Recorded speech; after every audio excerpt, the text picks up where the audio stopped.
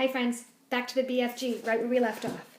Now that the entrance had been sealed up, there was not a glint of light inside the cave. All was black. Sophie felt herself being lowered to the ground. Then the giant let go of the blanket completely. His footsteps moved away.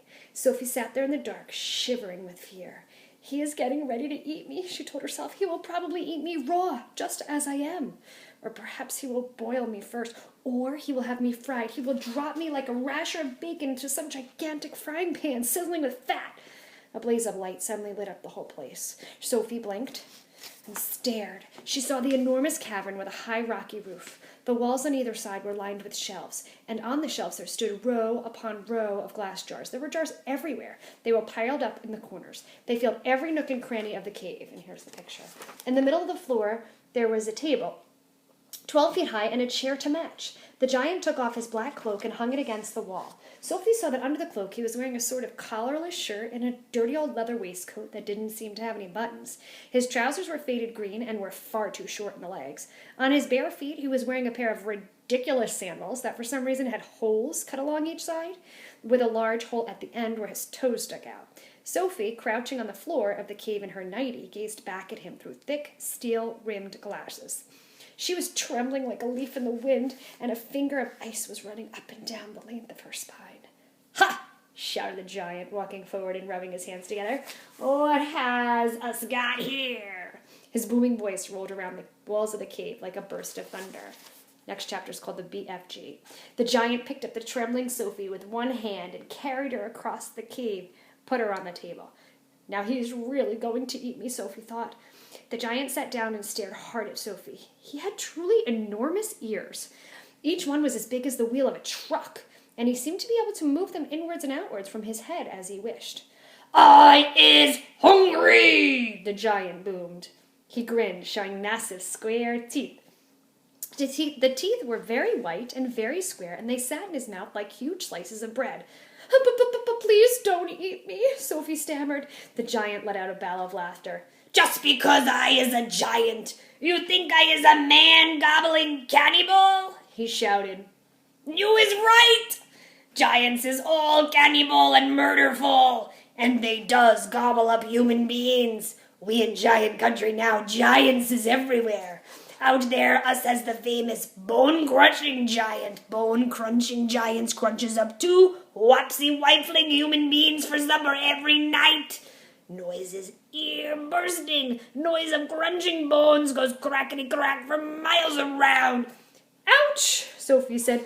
"Bone-crunching giant only gobbles human beings from Turkey," the giant said. "Every night Bone Cruncher is galloping off to Turkey to gobble Turks." Sophie's sense of patriotism was suddenly so bruised by this remark that she became quite angry. "Why Turks?" she blurted out. "What's wrong with the English?" "Bone-crunching giant says Turks is tasting ever so much juicier and more scrumdiddlyunctious. Bone Cruncher says Turkish human beings has a glamourly flavor. He says Turks from Turkey is tasting of turkey." "I suppose they would," Sophie said. "Of course they would," the giant shouted. "Every human being is diddly and different. Some is scrumdiddlyumptious and some is ucky slush.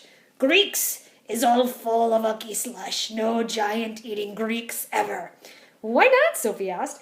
"Greeks from Greece is all tasting greasy," the giant said. "I imagine that's possible too," Sophie said. She was wondering with a bit of a tremble what all this talking about eating people was leading up to. Whatever happened, she simply must play along with this peculiar giant and smile at his jokes. But were they jokes? Perhaps the great brute was just working up an appetite by talking about food.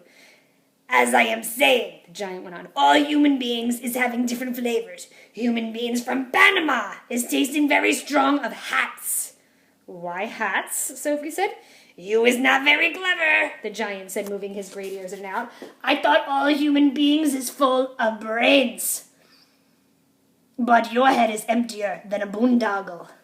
"Do you like vegetables?" Sophie asked, hoping to steer the conversation towards a slightly less dangerous kind of food. "You is trying to change the subject," the giant said sternly. "We is having an interesting babblement about the taste of the human being. The human being is not a vegetable." "No, but the bean is a vegetable," Sophie said. "Not the human being," the giant said. "The human being has 2 legs, and the vegetable has no legs at all." Sophie didn't argue anymore. The last thing she wanted to do was make the giant angry. "The human bean," the giant went on, "is coming in dillions of different flavors. For instance, human beans from Wales is tasting of whooshy, very whooshy of fish. There is something very fishy about Wales."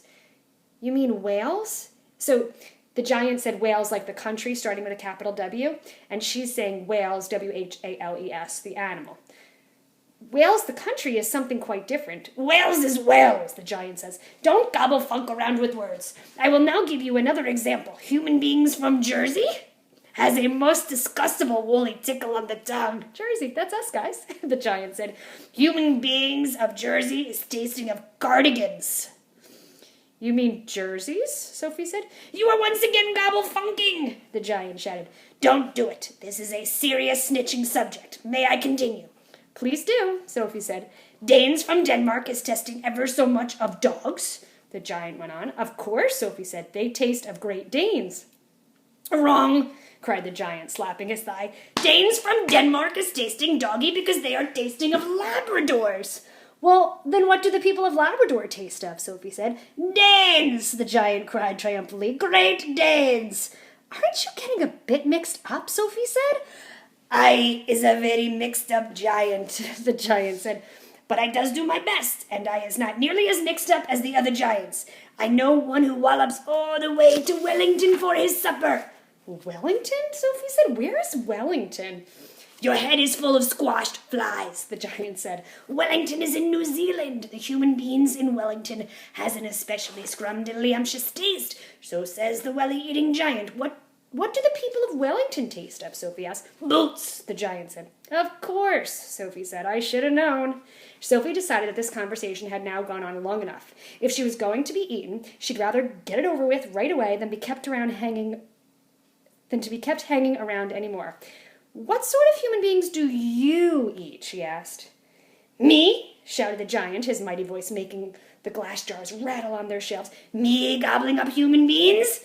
This I never. The others? Yes, all the others is gobbling them up every night, but not me. I is a freaky giant. I is a nice and jumbly giant. I is the only nice and jumbly giant in giant country. I is the big, friendly giant.